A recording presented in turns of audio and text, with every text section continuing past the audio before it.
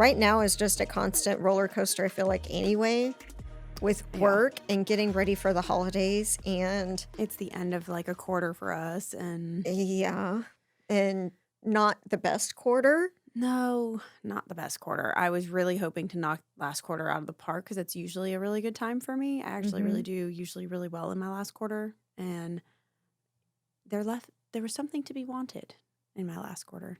There were a lot of things to be wanted. Yeah. I really wanted to have the same conversation fewer times with fewer people about what the market is going to do.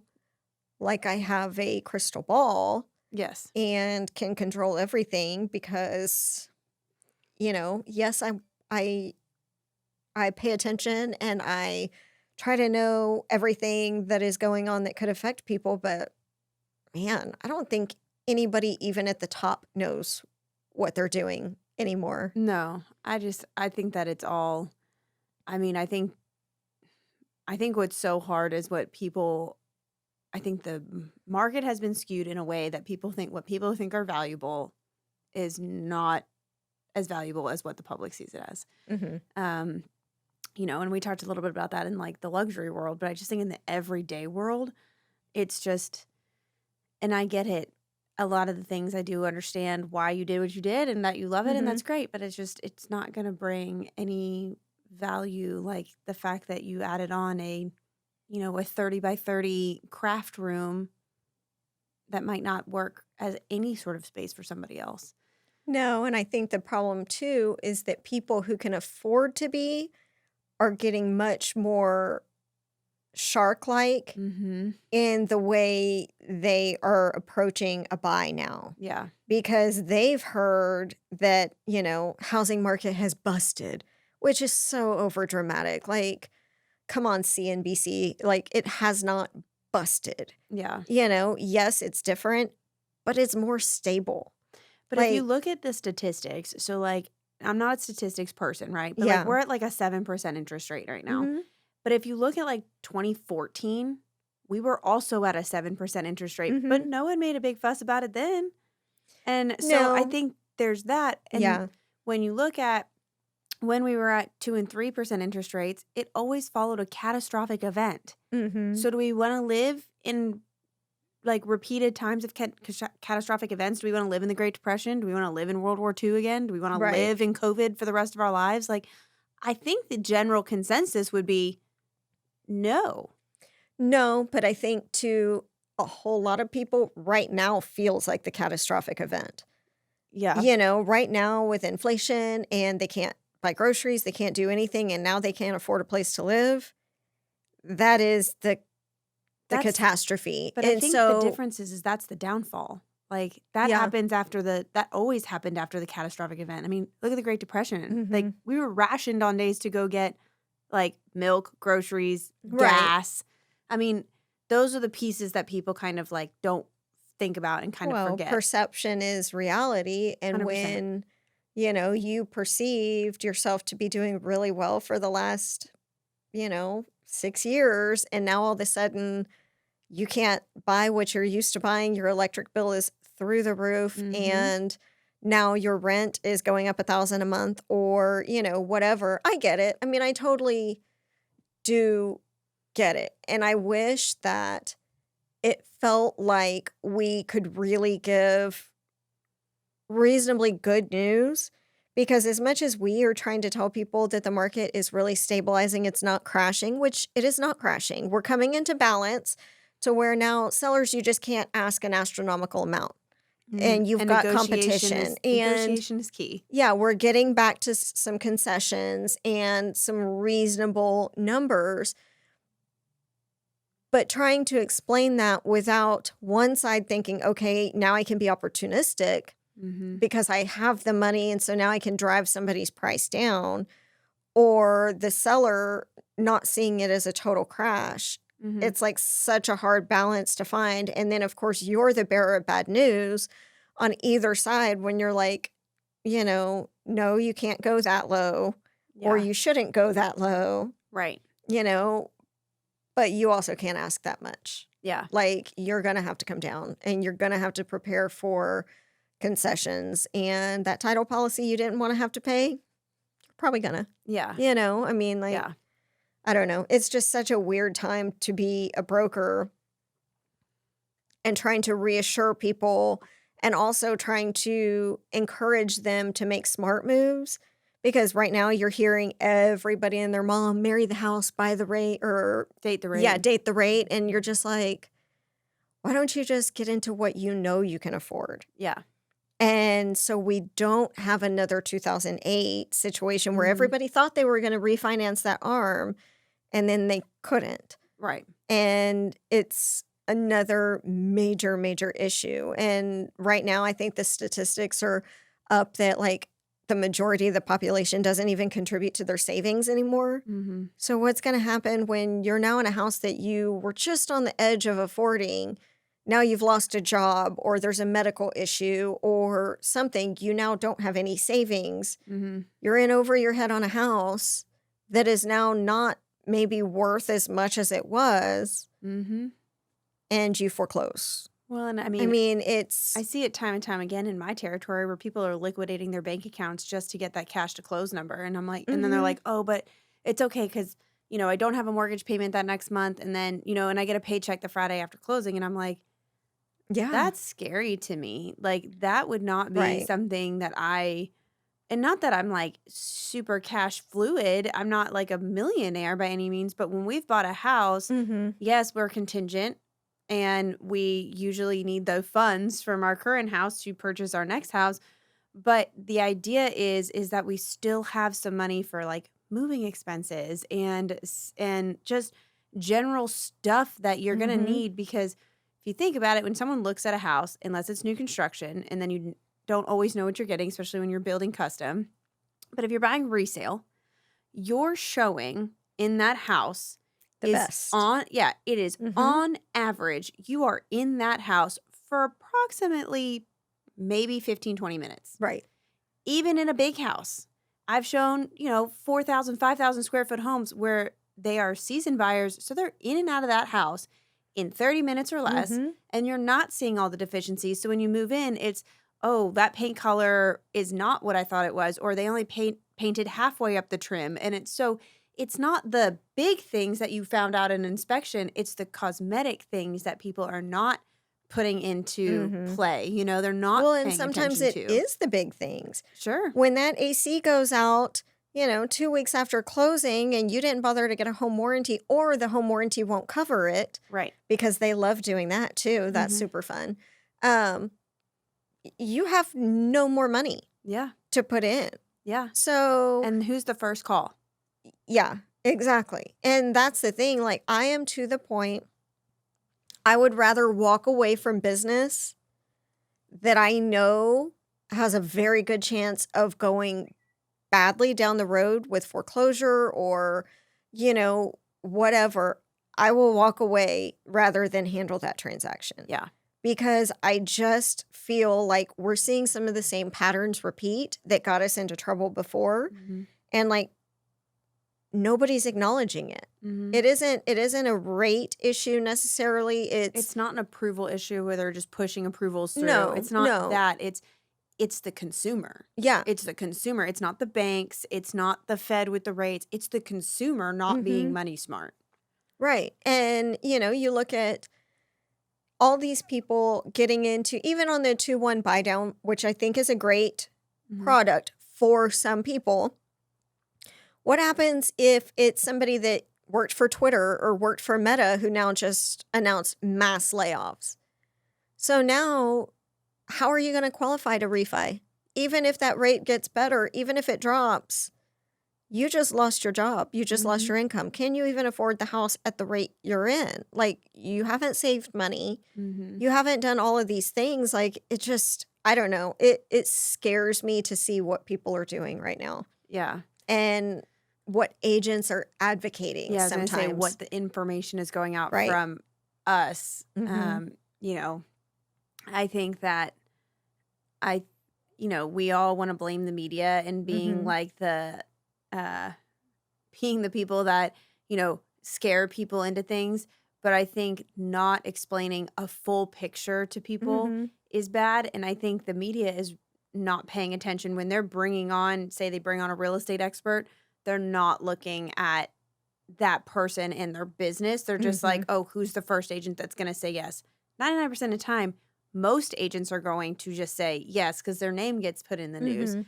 But the difference with me is I would be a lot more leery, about being on the news talking about the economy and talking about the housing market and having myself quoted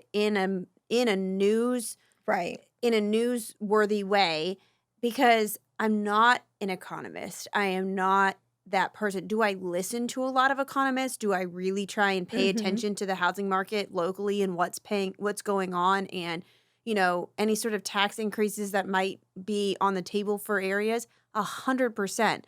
But am I sitting down and like statistically breaking No. that down? No. No. So I am not the crystal ball. I am not the predictor of the market. I can tell you the current matters. I Mhm. cannot tell you where we're going to be in 3 months, 6 months, 5 years. I can't tell you that. And Mhm. so I don't want to be that person that's put and quoted. Right. Um, and so therefore I feel like they get a lot of newer agents to go on and they haven't been in the market and they're saying, "Oh, it's still a good time to buy and a good time to sell." But, there's a lot of agents that came in during COVID when the market was so good and it was like, Mhm. "But you were one of those. So how are you going to work for the person now and not be the money hungry agent that we are trying so hard to Mhm. change that Right. that stereotype about us because right now is, where you do see a lot of that bloodthirsty, hungry, vampire agent as Mhm. opposed to the agent that knows the market, cares about your deal, and is trying to help you get the best situation Right. possible.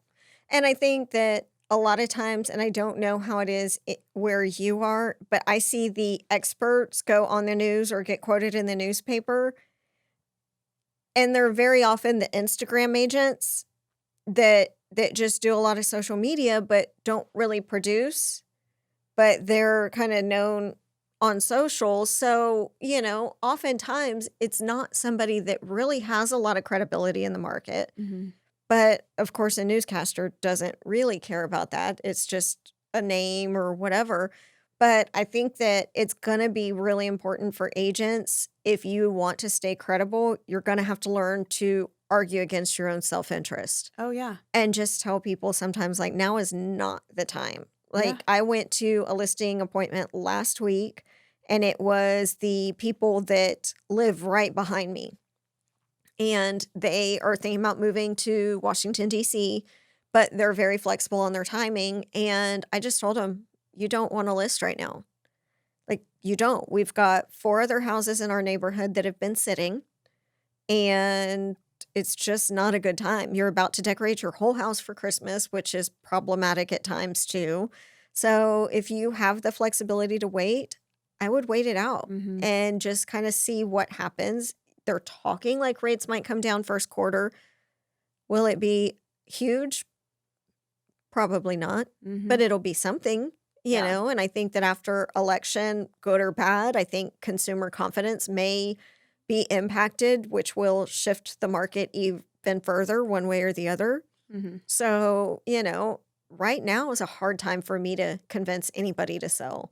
Yeah. It's just unless you are motivated by time, like you're having to make a move right now, if your motivation is money, I wouldn't do it. Yeah. And I think for some people it's just um like I talked to somebody yesterday who was talking about potentially selling and they have a couple of options. They're going to Mhm. sell their back acreage to a neighbor because it touches but there's no other way to get to it so it's landlocked. So they could do that Mhm. and retain what they have or they have the opportunity to sell the whole thing which has a grandfathered Airbnb in it which is great because in Mhm. Waco, you have to be owner occupied to have an Airbnb. They've really locked down on a lot. Really? Yeah, they've. Wow, that's good though. It is and it isn't. I think because we at all at once because of Waco's tourism, they built like 3 or 4 major hotels, and so the drive is to get people to be in hotels for Mhm. the city tax for that. And I would rather stay in an Airbnb, especially with kids, than stay in a hotel. But you have to be owner occupied. Mhm. So and some people aren't don't love that.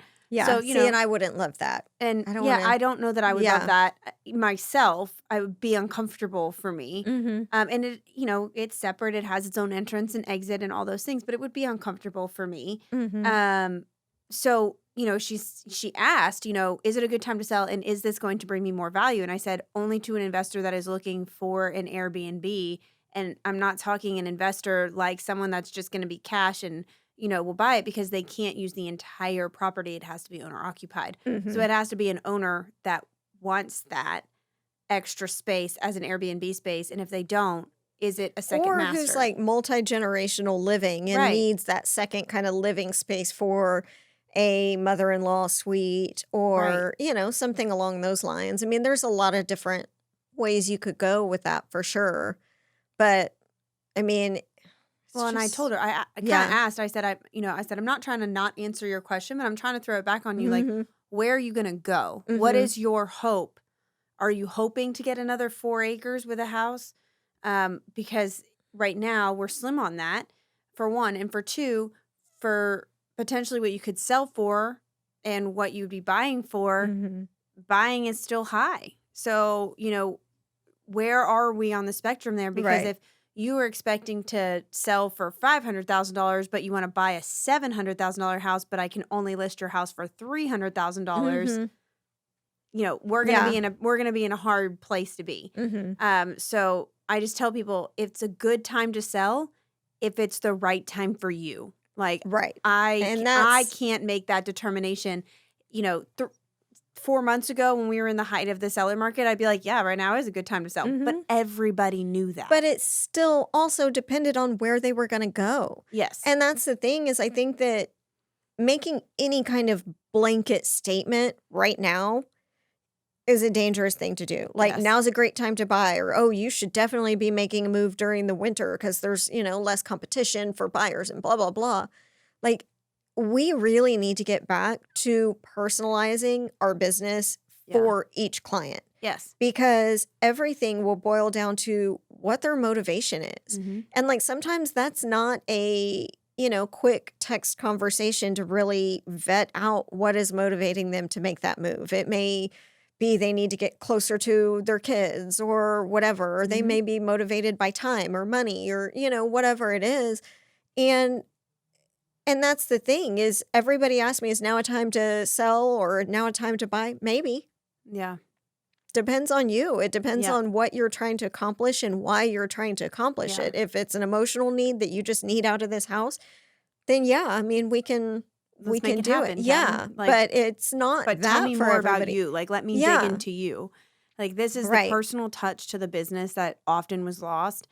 And I think it was important it's always important Mhm. to have your business side and to have your business mindset for ourselves. But what agents lacked was being able to make it personal. And we Mhm. talked about this in another episode. Like, we've always tried to make our business to a point a personal thing. Like, we try and Right. personalize our listings, personalize what we're working with them towards. At the end of the day, it's a partnership that we're trying to, the end goal is the same. And I don't know that all agents are Mhm. going to know how to do that and what marketing tools and things to utilize, Mhm. especially because I feel like during COVID, there was hundreds of thousands of other marketing tools and other programs that came out, and you would just see them on sponsored ads and Mhm. agents, it was clickbait. Like, agents did it all day long because, we had the extra funds to do it because people were buying things Right. $50,000 over ask.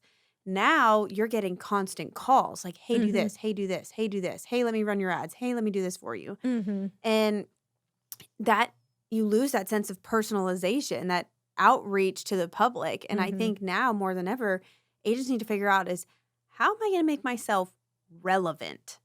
Yeah. And not in a, I'm on social media, so I'm relevant. I have $20 million in sales, so I'm relevant. Mhm. How are you relevant? Well, relevant to that person. So, like, Yeah. even if it's your standard operating procedure to do your listings X, Y, and Z, this is just how they flow every single time, it still needs to feel personal to that person. Hmm. It needs to feel like this is how you do it for them, not Mhm. just for everybody. Yeah. And if that part is missing, then they're not gonna, like, trust you throughout the transaction Right. unless they are that very, kinda analytical business side who just oftentimes you see it with the big, big teams where they hire the rainmaker and then they never Yep. see that person again, and it's just the team that handles everything, which is fine. I mean, it's a different model of business for sure, but I think that that's the thing now, especially in a time where people are kind of unsure economically, they don't know what the future looks like. They need that personal touch to, like, say, "Okay, I've got you." Yeah. Like, "This is what I do every day. This is what I'm a professional at, and I've got you." Like, Yeah. "This is what we will do for you, for your situation," not like, "This is just, you're just kind of a cog in a factory and, we Yeah. just do this all the time."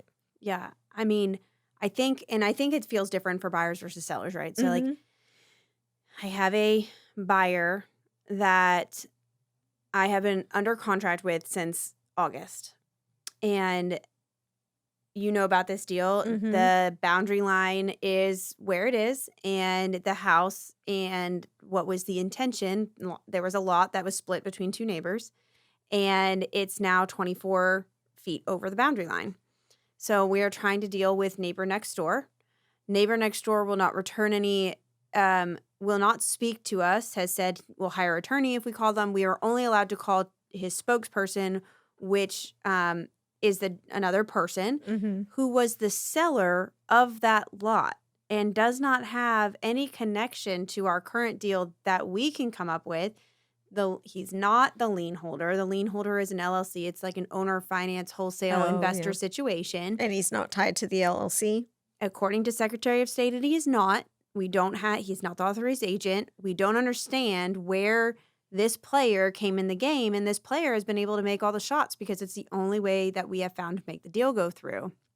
So we have been forced to change title companies. Like it's been an ever living shit show. Mhm. And so my buyers, because the interest rates have gone up so much, are now ineligible to buy anything else. So they're hanging on. Mhm. And what we have tried to come up with at this point is it was submitted as TBD. That land was TBD, unsurveyed. So there is no legal description. We found out that the surveyor had found the original pins but did not honor it because technically that lot next door had a TBD and did not have a valid legal. So we couldn't honor it. So we're trying to go to the city and trying to figure out like how can we get around this since that doesn't have a valid legal. We need a valid legal. Mhm. We have found pins. But I mean, this has been like months and months of multiple title companies. At this point, we're on title company number 3, fighting for this and trying to figure this out, sitting on the phone with the city. And these are all the things that is personalized to that buyer that people don't necessarily realize that like we're doing on the back end. Like we are fighting for them on the back end. And there's a lot of agents that would just throw their hands up in the air and be like, Oh, "Oh, I would say like terminate." 75% would have Yeah, given up and pull walked out. off and been like, "Okay, well, we're just gonna have to Yeah, suck it up, find you a different deal at a higher rate. Like, yeah, you're or gonna get less of a house." Like, or most we'll wait till your rate's better, yeah. and Or we'll like, "Hey, you need to hire somebody to figure it out on your own, and then just call me so I can collect my commission," like, yeah, when it all works itself out. yeah. Like, most agents I know would have, yeah, thrown their hands up and been like, It's "Okay, deuces, I'm out." Yeah, It's just I mean, the listing agent has been outstanding. She's on the phone with other title mhm. companies. We've been on the phone with the city. I'm on the phone with title companies. I mean, her and I are talking like the second we have a conversation, we immediately forward it. And I mean, I wish that is how most deals went when something gets hard Mhm. because it's not that it's not the listing agent's responsibility because the house is Right. uninsurable title wise. So it is her responsibility. But there's a lot of listing agents be like, buyer figured it out. Buyer Mhm. wants the house, buyer figure it out. Yeah. And it's just as equally that listing agent's problem because they've put something on the market that is Not sellable, it's really. sellable, but it's uninsurable and it's only sellable to someone cash and doesn't care about a Mhm. boundary line issue. Yeah, but I mean, most cash buyers are fairly savvy. Correct. So to think that you're going to find a cash buyer who's going to be like, I don't really care if I know what land I have or not. Yeah. Like Yeah. most cash buyers want to know that they have something that they can turn into a cash sale if they Yeah. need to. So I don't see that It's happening at all. it's just kind of a, it's kind of a nightmare because we've got this player in the game that we are trying to tiptoe around at this point because I know the second he gets wind of what's going on, he'll be all over that like flies to shit. And it will be in, I'm like, and we have told the title company that we're talking, the two title companies that we're working with, that is not his title company, is like, when this happens, we need to move not a little bit fast. Like, research needs to be done. It all needs to be, and like literally the next day, closing needs to happen. Like, because the second he gets wind of it happening, because he was supposed to get a monetary gain, even though he's not a player in the game. He said the only way he would help us if the seller paid him $10,000 for 24 feet in a very small rural town. I'm so happy that in our area we don't have a lot of these issues. Like at least where I do most of my business, it's all fairly platted, Yep. easy to deal with. Like Rural is a whole nother ball of wax, especially when it's like, Uncle Bob sold it to his cousin who passed it on, and then he had 5 heirs and they died, and it's definitely difficult. I've had more things end up in court and I'm just sitting duck because it's in court and it has well, to and go that's through. the thing that I don't think agents realize when they get their license. They're like, oh, I'm going to go sell farm and ranch because those are, higher value properties. Commission will be bigger. I'll just go do that. The issues that come with farm and ranch, it really is its own animal. It's a beast. And And yeah, you really, and not a really have to, friendly. no, and Yeah. you really have to know what you're doing. Well, and it's a lot more of like a clique mentality Yes. with farm and ranch agents. Oh, Like yeah. they really don't love particularly to see somebody who does single family residential or condos or anything like that come into their space. No. And I completely understand why. Is because they come in and they muck it all up and don't know what they're doing, so it makes their job harder. Yeah. Like I get that. Well, in true farm and ranch, between true farm and ranch and recreational, like recreational property is a different, you can sell big acreage with a good house and it be recreational. True farm and ranch with cattle operations or horse operations or any type of livestock operation in Or, I general. mean, just agricultural. Cropping. Cropping. What kind of soil does it have? What's their turnover rate? What's their income? What is leased? Is it written? Where's the water? Where's the water? Is there wells? Is there an ability to get a well? And the boundary lines, often those are family properties. And so it was Joe Smith from, 1900s that it'll start off by my foot at the oak tree. Is that oak tree still in existence? I don't know. Oh, no, we ripped that one up to increase our space for pasture. Yeah, it had oak wilt, so we took it out. Yeah. Great. Now and it's just, you don't find that stuff anymore.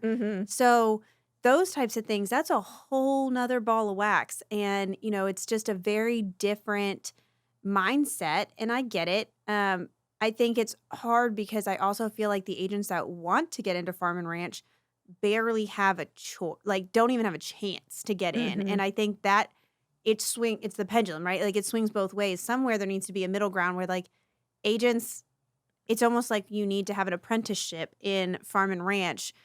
Well, and I do think that should be a thing. Yeah. Like if but it goes with all of the specialized areas, like commercial. Yeah. Commercial is a totally different beast. Yeah. High-rise condos, totally different deal. Even vacation properties, I feel like operate on a different structure. Like there should be some sort of, and I know there's certifications and designations and all of that. But I really think that it should be like a state requirement that if that's what you're going to get into, you have to prove that you have the competency. Well, and it's like to get like your CCIM and to get your land specialist, like those are hard designations to get. They are not easy. Right. So why are more, there should be more of those. You know what I mean? Like, having a luxury designation is, I wouldn't say is very hard to get. No, you You sit take through a class you sit for through some 8 classes. hours Yeah, you max. turn in some sales, Yeah. and that's The sales part is the hard part of is the getting hard those designations part. and proving that you do the thing, but, taking the class to get the designation that's supposed to help you get the sales seems kind of difficult when to get the designation, you have to already have the sales. So, Right. do I really need the class if I've already proven that I can do the Right. thing? It's Right. like the most ridiculous thing in some ways, but I think that there just needs to be an expansion on, and I think a lot of agents that have been in it, and especially brokers, it's like there should be some sort of like, not just take your class and there you go, like you're in Mhm. it to win it. I Yeah, think that be free, yeah, like you're gonna make millions. Like yeah. there should be some sort of apprenticeship for 1 to 4, and definitely commercial, definitely farm and ranch, and any sort of like luxury, just like there is for like appraisers. I mean, they have to Well, do I think the problem is that you'd have so many people going towards like luxury and farm and ranch just thinking, "Oh, that's where the money is." mm-hmm. That they would kind of neglect getting the overall 1 to 4 Right. if you could That's true. instantly specialize. Do you know what I mean? And fact of the matter is, Texas, as big as it is in this part of Texas, is running out of large farm and ranch Mhm. and things like that. So eventually you're going to have to know that 1 to 4 Yep. also Well, because they're there's building houses as fast as they can find the land to do so. there's And a those bunch of developers aren't buying on a normal no, farm and ranch. no, and there's a bunch of commercial guys that I know that like when they first got into commercial, they did still maintained some Mhm. residential at some level because that was what paid the bills. Mhm. Like, they might have one closing and it might be an income of, $40,000, Mhm. which is a great, which is a great Yeah. deal.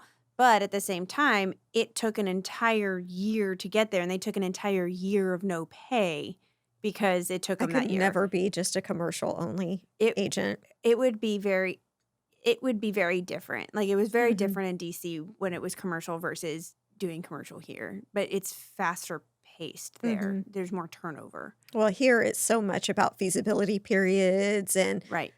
all of that. That I mean, if your feasibility period is 6 months Yeah. and then your buyer or whatever can just like, I'm out. Yeah. So you've just been like on the hook. And no doubt, if you're a great agent working behind the scenes on setting up all of these studies and, Doing you know, performas yeah, and exactly. You've really put yourself through the paces. And now you're like, okay, well, they decided not to do it. And yeah. you don't get anything Yeah. like Or if after $0. and even after the feasibility Mhm. period, because often for certain deals, they won't do the phase 1 study Mhm. until after feasibility, Mhm. some banks. And so when you're looking at that and they get to that and they say, "Oh, it failed phase 1," you're Fantastic. like, "Fantastic. Yeah. I'm We uh, just won't eat yeah."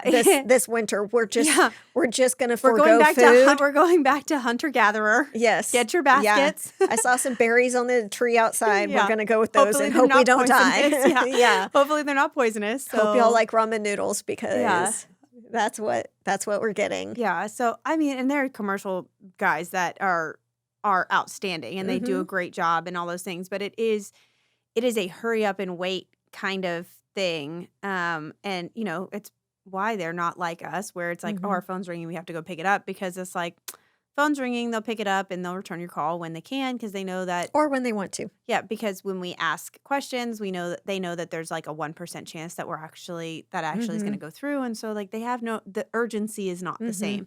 Whereas if someone calls us about one of our listings, we're surely gonna call them back within 24 to 48 hours, and if we can't, we're gonna find Mhm. somebody who will. Right. So, there is a definite difference in the sense of urgency for that.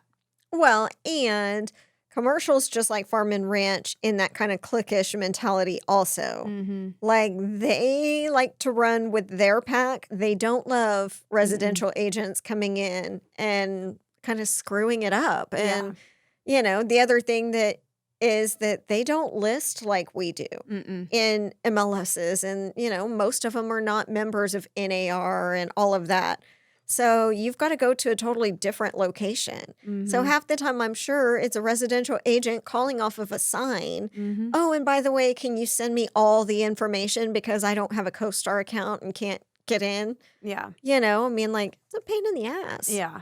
It is. So, but it's also a pain in the ass when a commercial agent calls me on a residential that they're doing for a friend of a friend. And oh, by the way, I don't have MLS access. And oh, by the way, I can't get into the lockbox and I can't, Mhm. can you do this for me? And, Yeah. but I'll still be there to get a check. Yeah. Well, or when they It's, yeah, when they call and you're like, "It's in MLS," and they're like, "Oh, I'm never in MLS. I'm not even sure mhm. how to log in." You're like That would be my husband. That would be my husband. He's really great at that. He's like, "Oh, I already talked to the listing agent." I'm like, "Why didn't you just look it up in the MLS?"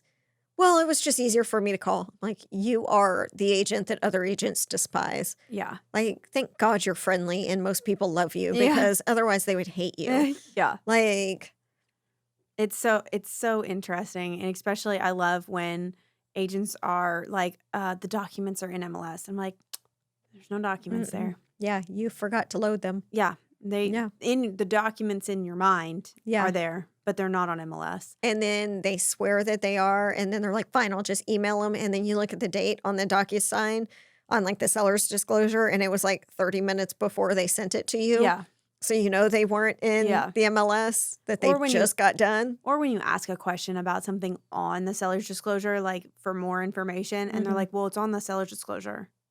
Yeah, that was a Yes. checkbox. I'm gonna need a You little bit more information about the Yep. flood Yeah. that you collected money Yep. on. And that Like, you didn't repair like, did you repair was there a right. remedy? Yeah. Like, what was done? Do they have receipts? Mhm. Any of those it's like it's almost, like, inconvenient for you to ask them anything other than what's presented, and I'm like, "That's just due diligence." Like, as a Mhm. listing agent, that due diligence is necessary. Well, and you're gonna deal with the same situation on the front end or the back end, right? Mhm. So, do you really want it going off market in MLS and then all the inspections taking place and then having to put it back on the market because they found mold in the walls from that stuff that you didn't bother to explain in the Right. disclosure? And then you have to deal with the perception from future buyers like, "Hey, there's something wrong with the house. It's Yeah. been in and out of escrow 3 times." Instead of just like, if you need to write a novel, write a novel. I don't Yeah. care. Just give me all the information on the front end Mhm. so that I don't waste my buyer's time. I don't waste your time. We don't impact your sale in the future. Like, if it's a deal Yeah. breaker for my clients, which sometimes, little things can be. I have a Mhm. client that had a horrible issue with mold in a house one time. So if anything even looks like a water intrusion issue, won't even look at the house. Yeah. Save us some time. Yeah. It's gonna be found, Yeah. so and Yeah. then when it's found on the back end after closing and then there's a lawsuit, it's even worse. Yeah. I mean, It's an ugly thing. yeah, we had one come through and, um, it was like a $1.9 million house in Austin, and the first time it rained after this single lady bought the house, water, like, poured in all the front windows. And nothing was on the seller's disclosure at all related to it. Didn't come up in a clue report. But then she was talking to the neighbor and she's like, "Yeah, we had major leaking." "Yeah, I thought they had that fixed. They had scaffolding and all these people doing construction on that for a long time since it flooded there before." None of it was on the disclosures. So, like, they ended up going into lawsuit over it. But I mean, just Just don't lie. Don't take like, the don't easy button, and it yeah, may be don't painful, but at least it's not lawsuit painful. well, and it's like, there is a house in my territory that was known to have an attic fire, and they put it up for sale by owner, and they did not disclose that. And Because it happened before them. no, it happened while they were there. Oh, It happened while they were there. And they felt that they did not have to do disclosures because it was for sale by owner. And when I did not talk to them, but I was guiding one of my agents because one of my agents was trying to get the listing. I said, you might want to tell them that it is state law for them to disclose, property code. and they are required to do that by Yeah. law. And they could be sued if they don't, first of all. Second of all, um, if that were to be found out, it would be atrocious for them. And thirdly, they would be held to the same standard as a real estate agent if they are brought to court, which is vastly heavier Mhm. than as just an owner. Like, Mhm. you are held to our standard Yeah. in court. So if you don't follow the rules, you could be more hurt. So Mhm. I tell people that, and I'm not saying it to scare sellers into Right. listing with an agent. I'm telling them because I'm telling them to be honest. You Mhm. want to sell by yourself, sell by yourself. But be honest and have that disclosure, have a disclosure ready and available to you. Yeah, I'll give you the form. Yeah, Like, I will send it to you, but please let me know what my buyers right, are looking at right, when they're looking at this house. I right. mean, we have, multiple rivers in New Braunfels, so of course there's always properties that have flooded in the Mm-hmm. past. And so that's one thing that we see sometimes, and they're like, "Oh, well, it hasn't flooded since X, Y, and Z, so I didn't put it on there." Well, you still got to put it on there. Mm-hmm. Like, I understand Well, it disclosure. hasn't happened in a while, but we Yeah. still just need to know. If the buyer still chooses to buy it, that's great. Obviously, if they're looking for a waterfront property on a river, they know that there's a great chance that it's going to flood. Yeah. But the second you don't disclose it, it just gives them leverage when, even though they knew it was likely to flood, when it does, they're always going to look for somebody else to blame. Mm-hmm. Always. It's just human nature, and they're going to come after you. Yeah. So if you can show that you put everything possible on there, they don't have that ammunition anymore. Yeah. They can just be mad at themselves for buying a house that they knew had issues. Yeah. And it's just, when a property is in a flood zone, I think it's any good agent would ask questions. Mm-hmm. So when I have a property that I'm listing that's in the flood zone, first of all, regardless of the fact that buyer due diligence is to check for that, I always put it in the private remarks for the agent to make them aware Mm-hmm. that it is in that way. And then there's a form for that. There is Yes, we have disclosures we for have that. disclosures for flood zones. And even though it does not maybe touch the structure, it triggers me to ask another question. Do you have an elevation certificate, Mm-hmm. which is important part of the survey, which is not a super expensive add-on for a surveyor to do, firstly. Mm-hmm. Secondly, the other thing I will ask them is, do you carry flood insurance? And often I get agents that are like, well, the structure's not in it, so they don't carry it. That was not the question I asked, because it Mm-hmm. is not up to the seller if it Mm-hmm. carries flood insurance. It is up to the The lien lender. holder. So if the lien holder says, I don't like how close that is to the property, Mm-hmm. they can require you, because FEMA can come in and change flood map whenever they want to. So it is a risk factor for the lender, Mm-hmm. not for the owner necessarily. Well, it can be for the owner because, I had one that was in Seguin, and they bought and they insisted on buying this house that was in the flood zone.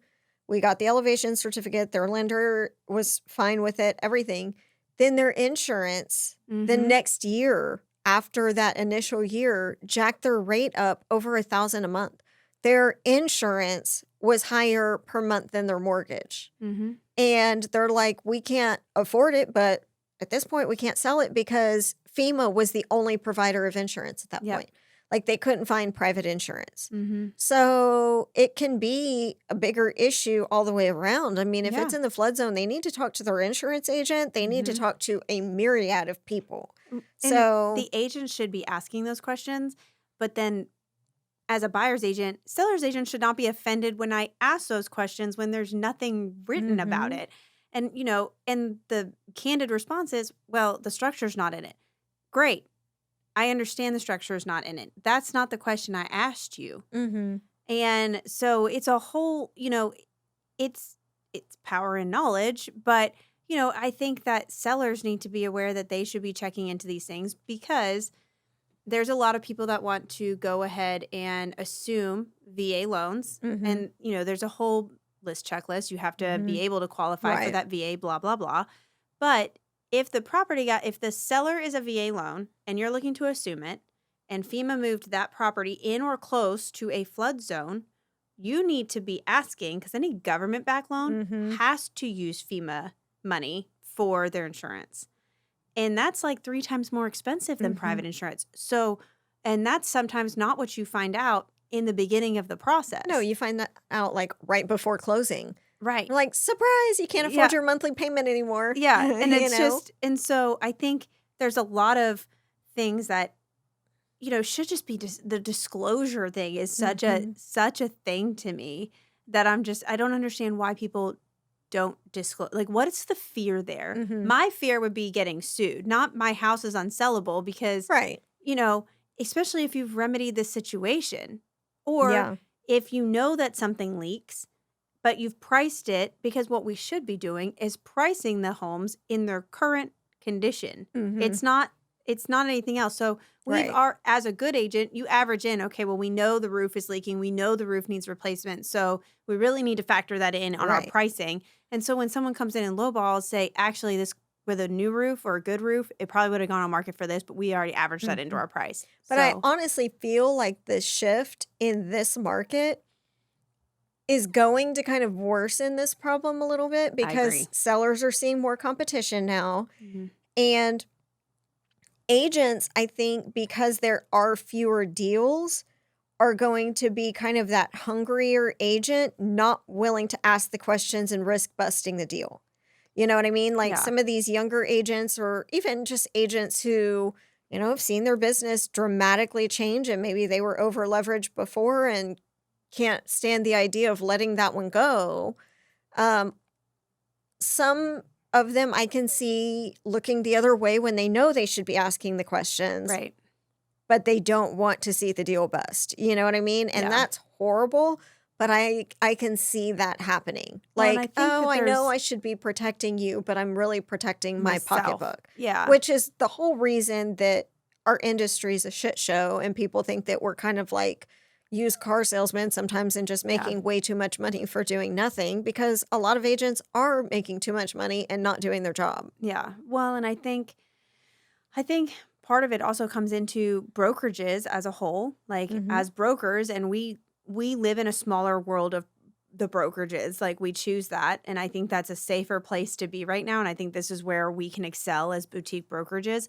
But I think some of the big box brokerages Mhm. see themselves in a situation where it's like their heavy hitters are not producing what they are, so they're grabbing agents. They're Mhm. looking at that high value data That set. monthly Yeah, fee. they're looking at that high value data set and they're like, okay, I'm going to call Mhm. every single one of these people taking their test. I'm going to make sure they get on board. I'm going to show them all the fancy because for them then it's just numbers. Mhm. They need army. They need people. And they're not educating. They don't have the support. They don't have the Mhm. person. And there are other brokerages that set up like mentor programs and stuff like that. But when your mentors are not producers, your mentors don't have a track record, your mentors are people Mhm. that you just liked personally, so you're putting them into that role, Right. you're not actually helping your young agents. You're not actually teaching them the questions that they need to be asking. And it's not their fault then. They Mhm. don't know what they But don't then know. you and I both from experience have learned kind of the hard way that even with agents that we know their stuff, you will see them make the wrong decision. True. I mean, both you and I have gone through this in our own brokerages where they knew what they were doing wasn't right. Right. And you, as a broker, only find out on the back Back end when it end. goes wrong. Mm-hmm. Like, as a broker, I'm not in every single one of my agents' transactions all the time. Like, I can't be. And a lot of times I don't know that the transaction is even happening until it hits our management software. Mm-hmm. And then I'll kind of see like what's going on, but I don't know what's been said Back and between, forth. yeah, back and forth by then. And so I think that, it's got to be to where as a broker, you're much more selective Mm-hmm. on who you're bringing in, Mm-hmm. knowing that this is gonna be a problem and, the way we're having discussions with consumers about what's happening in the market. You could get tied into a lawsuit so fast right Mm-hmm. now because there's so much misinformation and people can say they felt misled or, whatever that I don't know how these big box brokerages avoid being in court all the time or in mediation all the time. And part of it is maybe some of them are, and they're just, it's easy to Yeah. brush that under the rug. But also it's, it's the attorneys on record. They have Mhm. attorneys that they are paying Right. monthly, whether they use them or not. And I would just like to see their E&O payouts. yeah, And how many times they're having to pay out to just quietly get things to go yeah, away. to brush it under the rug. Because you know that if we're both in small brokerages and we've had certain things hit the fan and had lawyers involved and different things, you know these other companies are too. Yep.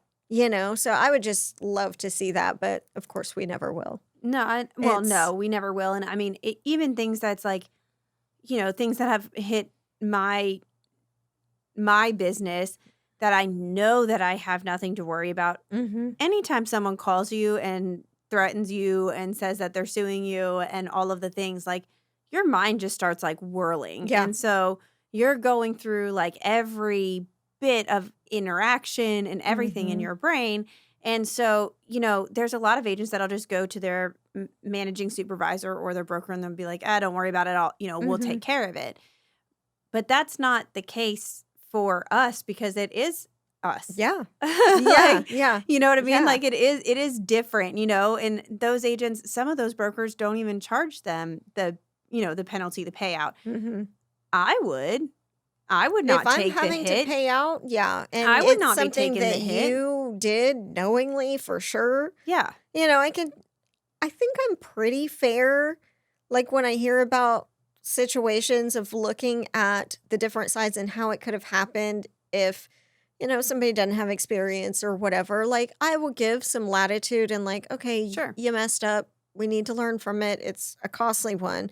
But if I know that you just did the wrong thing, like Yeah. you knew it and you did it anyway. Yeah. I mean, it's kind of like dealing with your kids when you know they knew that was wrong Yeah. and they did it There's a anyway. consequence. Yeah. Yeah. I'm not going to like baby you and, oh, don't worry, I'll take the hit. Right. No, I Right. will not be taking the hit for you. Right. So I don't know. I think it's just, it's frustrating even when you know you did nothing wrong because you still have to lawyer up. Yep. You still have to fight it. You still have to pay that huge legal bill at the end Mm-hmm. just to show people that you didn't do anything wrong. You Yeah. did everything right and you did, document and everything like you were supposed to. Yeah. But I think that's where people fail is because in absence of documentation, it's your word versus theirs. Mm-hmm. And then it just comes down to how long, who's paying the more powerful attorney, and how long Mhm. does the judge want to listen to it? And, because you can go back and forth on he said, she said all day long. But at the end of the day, the judge is going to make a ruling, and it's, you get what you get, and you don't throw a fit. Oh, Like, you might throw the fit, but nobody cares. nobody cares about Yeah, your fit. Like, yeah. You should just say, some people just walk out and they say, thank you. It could be worse. It could have been worse, But, Mhm. I just think that agents that rush through the process, agents that get in a situation where the market is in a different place, and so they start thinking about their pocketbooks more. Mhm. I think that's where the danger zone is, and I think that's where the danger zone is for sellers, because sellers will think, if I don't tell them there's a problem, if I pretend like it's not there, if I close my eyes and stand still, no one can see me. That's not the reality. And the reality is just, Well, and sometimes agents can see that there's a problem that's not noted. yeah. And I'm not saying that we're all like structural engineers by any stretch of the word.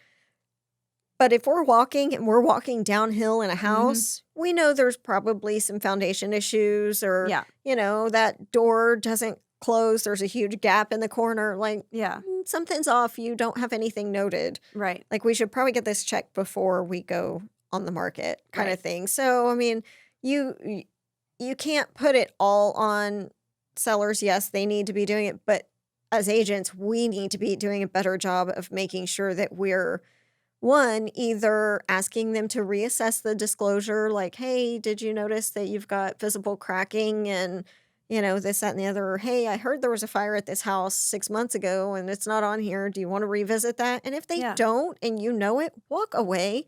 Yeah. Walk away from the deal. Yeah.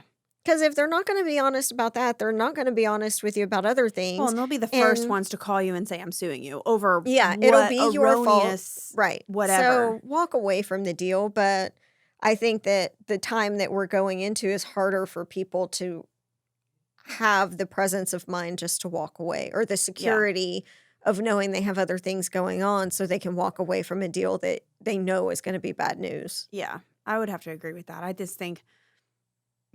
think agents and just do right. Be a good human. Like what it Mhm. comes down to is at the end of the day, if you have to ask yourself, am I right or am I wrong? Mhm. You're probably in the wrong. Like, Mhm.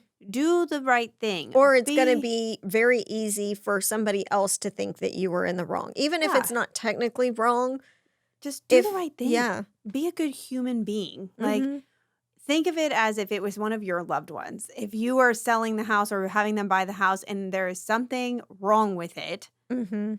would you want your loved one, would you not be pissed if your loved one walked into that house and something was wrong with it? It's like, just put the Right. shoe, be a human, Mhm. go back to having humanity and put your shoe on the other foot.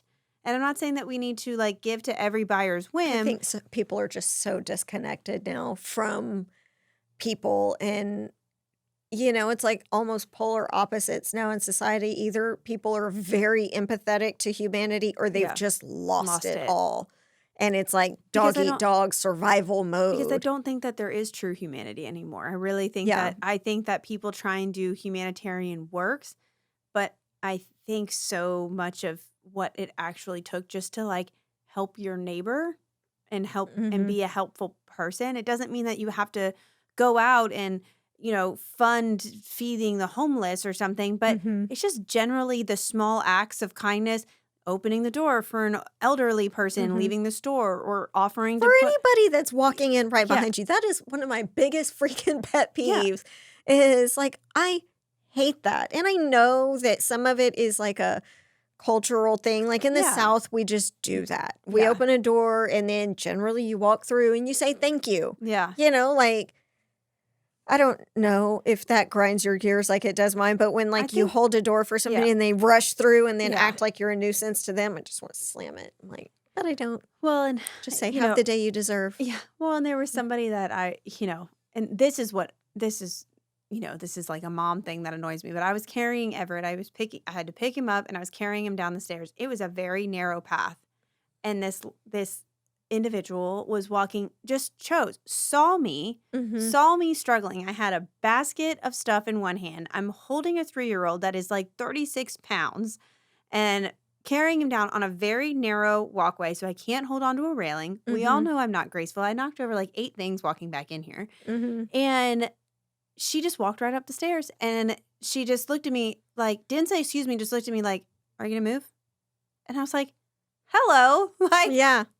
would you like to offer a helping hand, or maybe you step off or maybe just don't come up the stairs? Like, Right. it's If not a you 2-person see me stairway. lumbering down, Yeah, like, unless you want me to take you out like a pin at a bowling alley, yeah. like, you might want to move. It's just common courtesy, and No, it's it's lost. It's yeah. completely lost, and I think those small actions make it so people feel like there's a loss in humanity, and I feel Mhm. like people feel like they do big things to get attention, and then there's the people who feel like so jaded by everything in the world right now that Mhm. they just feel like there's no point in giving two craps about anybody. Yeah. And I think that that's an awful place for us to be. And I Mhm. feel like that was part of the reason why I wanted to move away from where I'm from. I mean, when Will was like, I want to start having kids, I was like, not here. I was like, we're not having them here because that's all. It's a dog eat dog world where I'm Yeah. from. Like, I didn't want to I didn't want to raise them sheltered, but I didn't want to raise them in a place where it didn't matter that you were a person. You didn't know the right, like, dignitary person. You weren't connected Mhm. enough. You don't have enough money. Right. You're not wearing the right Right brand. last Like, name, right? yeah, like, Yeah. you don't live in the right neighborhood. You don't go to the right school. Like, I didn't want that for my kids. Mhm. So that was part of the choice to move here, to move out of that area. And, Mhm. I just feel like more and more of that just seems to be bleeding into like all territories. And I think it's It is. sad. And it makes me, Mhm. I'm trying to raise my boys to be gentlemen. And I feel like some of that has been lost. You can't even get a boy to open a door for a girl. It's just like, oh, well, girls are all supposed to be independent. It's like, but you can still be a gentleman. Yeah. Like, we can still be treated like a lady. And I'm all about, independent, feminine and all of those things.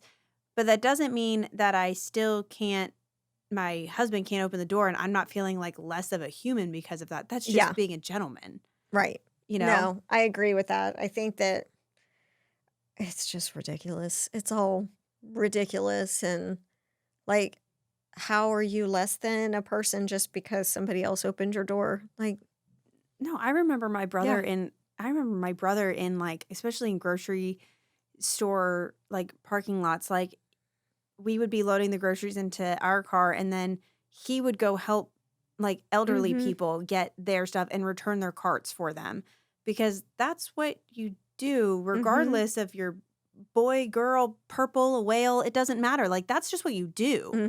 Mhm. So And I it, don't care if you're male or female, you no. are absolutely, like, a horrible human if you don't put your cart where it goes at the grocery store. Like, Yes. if you are that person that just wheels it out into a parking space, I Yes. automatically have 0 respect for you. Yes. I think the Like, hard just none. You just lost me. Well, and I think the harder part, and it's very rare now, but there are parking, and I can't say that I haven't done it. But when you have two kids, you've gotten your stuff in the car, and your kids are in the car, Mhm. and there's no cart return in the parking lot. So you want me to go all the way back into the store with my kids Right. when I just loaded, but my kids are already in their car seats, and then come all the way back. Like there's the little seats in the cart that are so convenient for keeping them corralled to a small area Right. and not in a parking lot where nobody is paying attention and could hit my kid. Mhm. So I have been known to be that person, but only when there's not a cart return. And that's not usually at, like, the grocery store where No, it's a or like huge Target or area. Walmart, they all have them. Yeah, Which yeah. It just I think they should just have, like, parent of small children parking towards the front anyway yes. and, like, monitored because, I Yes. mean, it's nerve-wracking when you're because 'cause you're not paying attention. Yeah. Like, when you're trying to load your car and your kids and they're wanting something that they just bought or screaming that they want out of the seat already or, like, just chaos in general, it's not the safest place to be for a No. woman. Like, we're trying to do it all, and it'd be like, that's why you see it all the time, like, that's where women fall victim is because that's when it Mm. happens, and I remember even me when Delaney was little, I was at an HEB in New Braunfels, and I was trying to get her in the car, and I had noticed a guy that was, like, acting creepy in the parking lot, and he walked up and stood like I was putting her in her car seat and stood, like, in the open door. But fortunately, somebody driving by had seen the same thing, and so he started, like, yelling at the guy, and the guy took off. But, I mean, Yeah. like, we can't pay attention to everything and our kids. Yeah. So, I just think that there should be, like, parking up front for that situation Yeah. because it is hard, It and is hard. then yeah, like you said, you're not gonna walk all the way into the store No. with your kids screaming in the car because now they're pissed off that you put them in the car. Yeah. You No. know, they want it out of the cart, but they didn't want it in the In the car. car, because then they're back in like a trapped environment. Yeah. And so I'm like, Yeah. I mean, yeah, no, but I think in general, I think a lot of that is just like, we were raised with manners. You and I were Mhm. raised with manners, and not that we're not raising our kids with those, but I mean, we were raised with manners. We were raised with Mhm. expectations to respect your elders. We were raised with certain things in our life, and I feel like that's fallen very short. Mhm. I love that there are some schools that have, they have like boys clubs because I'm all about girls having their space. Mhm. But what, as a boy mom, that I hate is that I have one or two racks at Target to shop off of.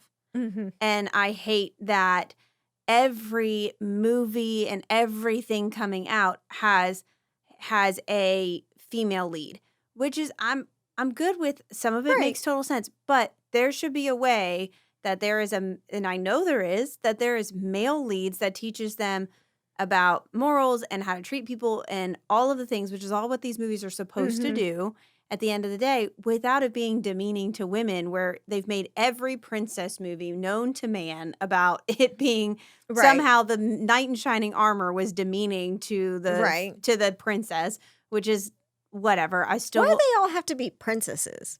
I you Like, know, why don't we just start there? Like, I maybe she's not a damn princess at all. Maybe she's like the farmer's daughter. I don't know. Like, I don't know. I mean, I think that there's a way that we could do better. So mhm. my favorite stories that come out is when there's an educator at a school that makes a group of boys and teaches them, reinforces behaviors that boys should do, like don't wear your pants below your rear, like Mhm.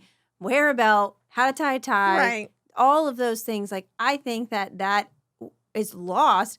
It's lost among females to be ladylike, and I don't think that Mhm.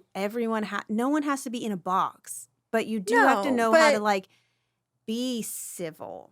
well, and I think that you have to understand that by not knowing these things, you're alienating yourself from a lot of different people. Like, Mhm. you don't have to act like a lady, I guess, but that's fine. You're going to have to understand people aren't going to want to be around you. Certain Yeah. groups of people are not going to respect or want to be around you because you choose to act like this. Yeah. And like my kids, I mean, my kids, by any stretch of the imagination, are not prim and proper and, perfect, especially at home. But I damn sure expect them to have manners when they're Yeah. out. For And it sure. better be respect your elders and Yeah. not be the snotty kids with, Yeah. and they know it too Yeah. because they know I've gotten Oh on yeah. to them, especially Delaney. Brooklyn's really good because her dad is very strict with her. But Delaney, I'll get on to her and I'm like, yes, sir. No, sir. Yeah. Thank you. Like, use your manners, get them Yes. out there. I don't Absolutely. expect you to call me ma'am at home. I don't like that. I don't, it's just not my thing. Um, but I expect you to have manners outside the home for sure and Mhm. to treat adults a certain way Yeah. and conduct yourself a certain way. Yeah. And I think that, yeah, you can be whatever you want. If you want to be the super abrasive, yelling about your fight against the patriarchy or whatever, do you, but expect whole groups to tune you out. Yeah. And I just think it's so interesting, and I'm not the yes ma'am, no ma'am in the house, except mine are younger, so I'm setting that precedence. So the only Right. time that he gets that is, or they get that, is when they have done something wrong. And I'm like, Mhm. no, what? And Mhm. then they're like, no, ma'am, or yes, ma'am, or whatever, Mhm. and there is definitely that line. And I'll never forget it because I remember the look on my in laws' faces when I lost it. And James had been pretty whiny. He was younger and he had been pretty whiny. And he had we were at their property and they had the ATV thing that they can drive around. And he said, hey, buddy, before you go, I need you to put that in the shop. Drive it to the shop and park it. And James was like, no. I mean, no, like, no. Just looked at him right in the face and said, no. And I pulled him back so fast and I said, Mhm. excuse me? And he said, I don't want to. And I said, I do not Mm-mm. care. Your No. No. grandfather asked you to do something, you do it. Mhm. Period. End of story. No whining, no Mhm. questions. Go do. Mhm. Now, Mhm. move. And they were so surprised that I pulled him back like that. And I'm like, and I apologized. I said, I am so sorry. I have no idea Mhm. what got into him because he's my agreeable kid. But I was like, I don't know what got into him. And I didn't get one of those. I I didn't get felt an agreeable kid. I felt bad. Well, my husband's very like, he's a firstborn, so he's very like Well, type A, Clint's very agreeable. agreeable, but I don't think we got the agreeable kid.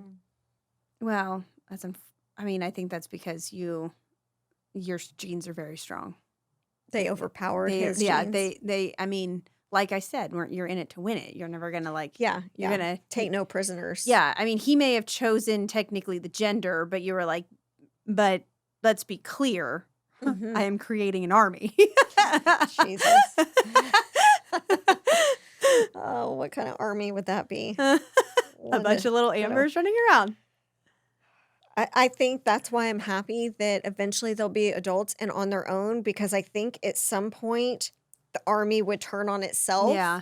and we would be fighting each other a little bit too much. Yeah. So, That's probably true. yeah, this army is going to have to like spread. Mm-hmm. But they're And independent enough that they'll be fine. they'll make somebody else their prisoner and, you know, It'll be all okay. yeah, it'll work out. Some poor kid right now doesn't know he or she or whatever is going to end up with my child. You know, What's your worst shit show that you've ended up with this week? I know we've texted each other like at least on 2 or 3 occasions where we've been like, sorry, had a shit show of a day. yeah, I think it's not just one big thing. It's just all the little things that like stack up. And then, I've had my dad in town who stays with us when he's in town. So that it always throws like life out of balance. Yeah. And then we got our 5th dog back from the dog trainer. And Oh, you did send. yeah, so we got her back and she's a little bit nutty, still kind of feral. And so that has thrown the balance out of the house. And I don't know, it's just like ever since I got back from vacation, I just feel out of balance a little bit. Like I haven't whack. really been able to like catch my groove. And now going into holiday season, that's a whole thing too. And then the market shifted. So it's like, yeah, just feeling very like wobbly Yeah. on a lot of different fronts. Yeah. So, I feel like I need like a reset vacation just by myself, Yeah. which is part of the reason I booked the conference in January, Yeah. is just so I can go completely alone And be by yourself. and be by myself. And like, yes, it's a work trip, but like I can just think in quiet, Yeah. you And know? go back to your room at the end of the day and just Yeah. be you and whatever. Order amazing Chinese food because New York City actually has Yes, it. They do have good Chinese food. Yeah, to go and eat and veg out in my hotel room. Yeah. That sounds blissful. Especially after a day at a conference. Conferences are exhausting. They are, but I do like, In a good way, but they are exhausting. Mentally. yeah, mentally, because the problem with a conference is it always gets like gears going that weren't necessarily going before. Yeah. And that's exhausting because then I'm like, oh, let's start 5 new things. Yeah. Like I have a spare 32 minutes in my day right now. So let's book it out with 84 minutes worth of activities. Right. Right. And then wonder why I'm stressed out. Yeah. I would But say- will I ask for help? Absolutely not. Yeah. No, that's not in our nature. No, that is no, not in our no. nature. My love language is acts of service, but will I ask for your help? No. And when you give me help, will I be appreciative? Potentially also no.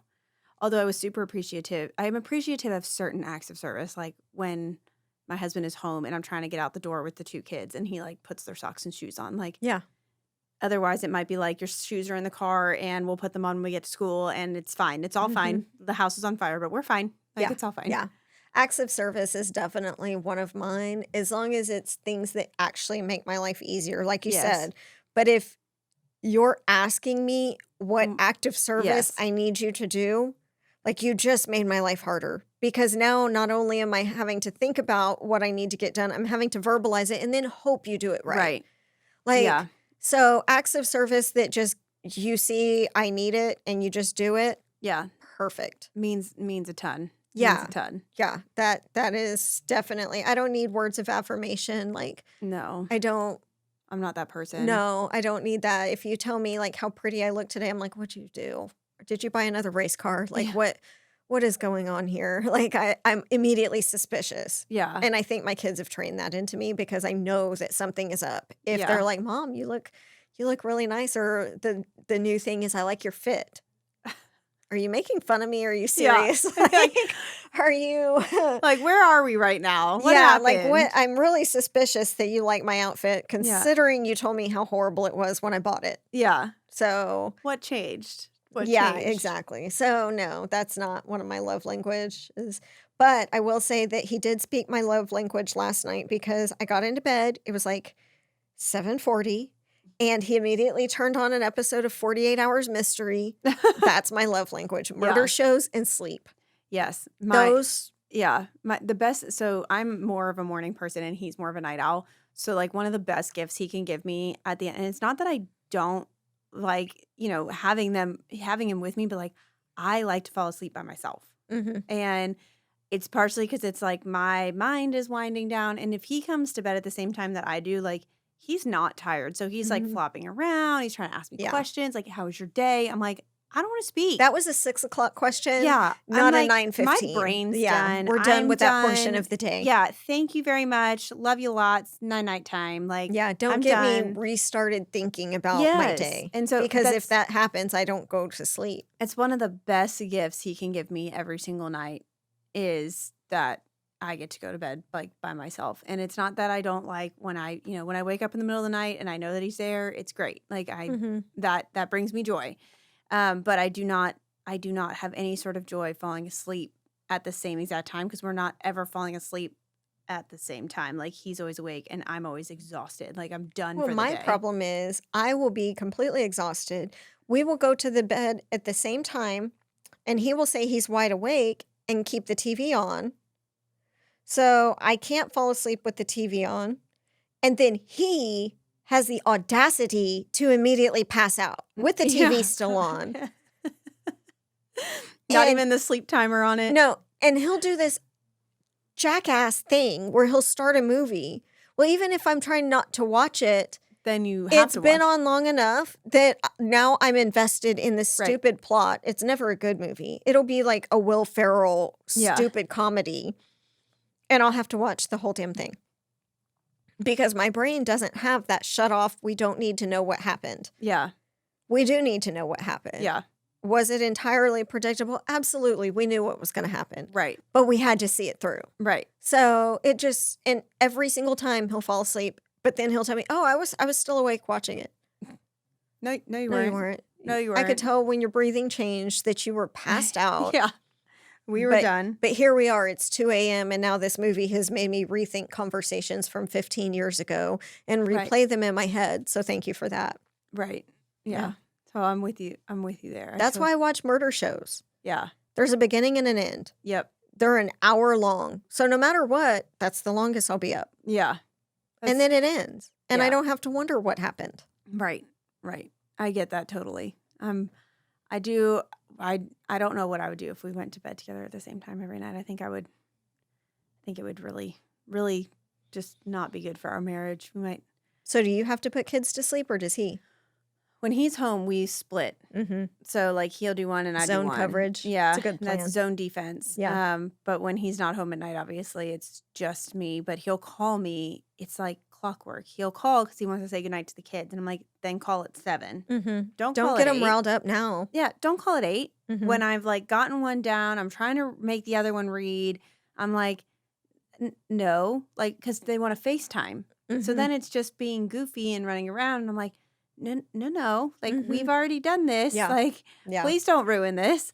And God love him. He misses out on a lot of bedtime. So I get Mhm. it. But we're zone defense. At See, this and I think point. I got spoiled because Brooklyn, from the time she was like 18 months old, she put herself to bed.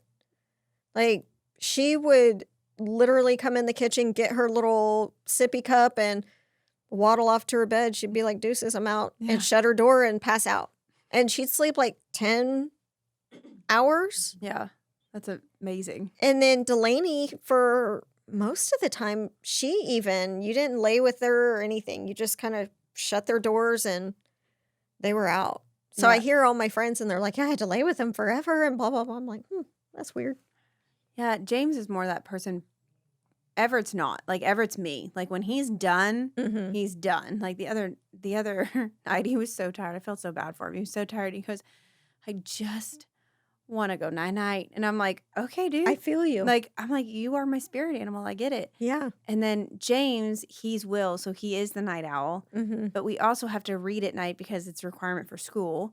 But it's also the only, like, it's like Will. It's when he opens up. So if he's having anxiety or having Mhm. issues at school or he's worried about something, that's when he's going to tell me. Mm-hmm. So it's like we read and then we do like sit there for a little bit because he might tell me something that's going on in his Mhm. day. But as he's gotten older, that's gotten like shorter and shorter and shorter. Yeah, no, my kids won't tell me what's going on in their day until they're having a full-on meltdown. It's Like, about right for their age, full though. on, like, Brooklyn will call me from school crying because her and her friend aren't friends anymore because they decided that at lunch because one said something to the other one and, life is ending, and I'm like, "Can we make it to the end of the day?" Yeah, Like, let's make it till the end of the school day and then we'll see if figure the it out. world is still in fact gonna fall apart. Yeah, we'll Because figure it out. yeah, I'm like and I just wanna say, I'm like, "You're 14. This is gonna be, like, every month for you Yeah. until you're, like, 22." Yeah. Well, and So it's and I just I remember looking back at my and I had a few friends that I definitely remained very close with, but I do remember it just being like Mhm. every week it's like, no, she's my best friend. No, she's my best friend. No, this, no, that, and it's just like, She's top 5 on my MySpace yeah, list. it's like, yeah, I'm Yeah, like, what? I'm like, yeah. and then my aim, I've got some sad lyric in uppercase Oh, and yeah, lowercase with asterisks everywhere and whatever yeah. about my one Custom friend. background and Yes, yeah. She yes, changed her song and I think it's about me. yeah, Yeah. so These true. kids won't even know. They don't even know how Yeah. dramatic we used to be, and so now that would be considered emo to, Yeah. it's like when people get on Facebook and they're like, Now "Pray." they just passively aggressively Snapchat all Yeah. their other mutual friends and Yes. not the one person that's a Right. problem. Right.